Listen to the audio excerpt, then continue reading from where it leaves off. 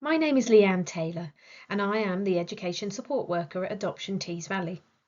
I've worked in education for over 20 years, and a part of that time was as a Year 6 teacher and Special Educational Needs Coordinator, or SENCO, responsible for ensuring that all children made a smooth transition to their chosen secondary school. Over the years, I've witnessed firsthand the wide-ranging responses children can have when starting secondary school, and I've seen and trialled a wide range of different strategies to hopefully make the transition as smooth as possible for every child. Even the most confident Year 6 children get some anxiety about the prospect of secondary school. It is a big transition in any child's life, but for adopted children, it can be an exceptional personal challenge. We also don't underestimate how tough it can be for parents sending their child off to secondary school, as it often comes with a huge increase in independence and expectations. We all want our children to feel safe and happy in school from the outset and to have a positive experience of learning, and this is no different at this stage of education. Every school is different and will have their own approach to transition. The purpose of this presentation is to help you understand what can be offered by schools to support a smooth transition, as well as some simple activities you can do yourselves over the summer to help your child. Schools will offer some or all of these activities. If they don't, then it's okay to politely request one or more for your child. Most secondary schools will offer all children up to a week of transition days in their school. These days usually involve children from all feeder primary schools and are great days for your child to be able to experience their new school and meet new staff and pupils. Because your child is adopted, regardless of whether your child has identified special needs or not, they should be eligible for enhanced transition in recognition for the fact that they may feel additional layers of anxiety about changing school. Many schools offer the opportunity for some children to have a smaller session in their chosen secondary school before the main transition days with everybody else. This can help ensure they are prepared and able to get the most out of the main transition days. Some schools will also offer an extra transition session on the day before starting school, so that your child has the chance to re-familiarise themselves with their new school just before starting, and may have the chance to look at their timetable before the first day and visit their classrooms and teaching staff.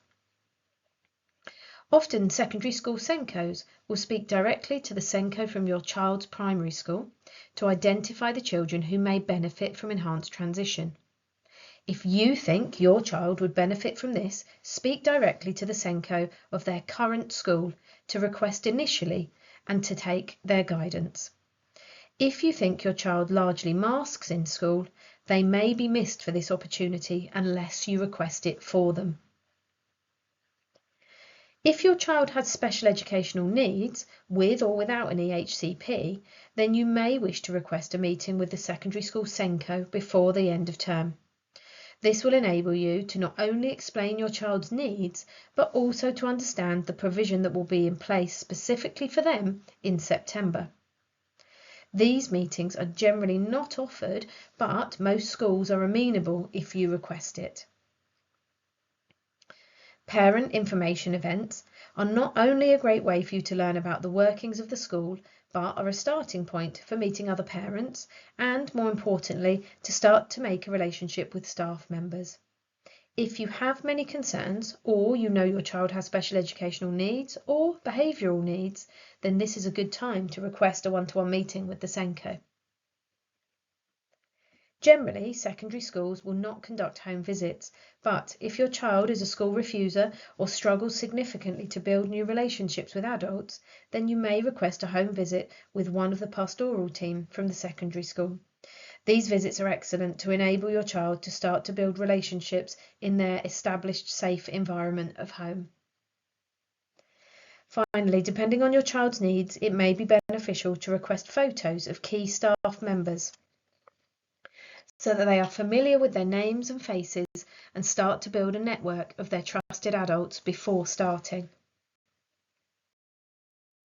Chatting informally, regularly, and in short bursts about starting school throughout the summer will help build a positive link to school. Don't expect your pre-teen child to necessarily engage in the chat. And if they don't, you might speak in statements rather than questions, so they don't feel pressured to provide an answer. So, for example, your new school is so friendly. I like the member of staff I met at the parents' session. Mr. or Mrs. So-and-so is so kind.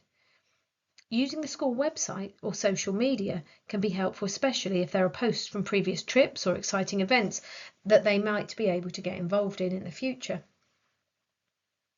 Try and keep your child as sociable as possible, especially with children who will be joining the same school or just starting school themselves, so that they can understand there are lots of friends who will feel the same as them.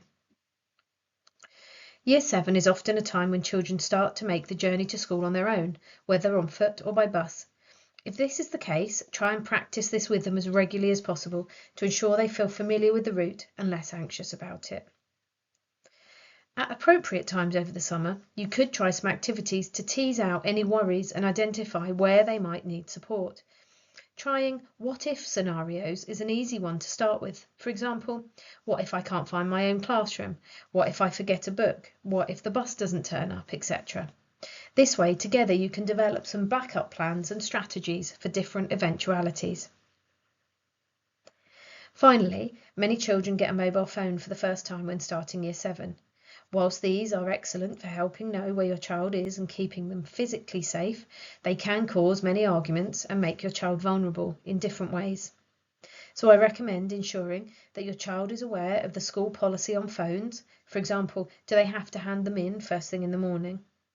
And try to ensure appropriate protective settings are in place, and keep a relaxed and open dialogue with your child about safe use of their phone. If you're unsure of how to put protective settings in place, please use one of the links below that will support you with this. Thank you for listening. If you would like some more information or advice, please don't hesitate to get in touch. Thank you.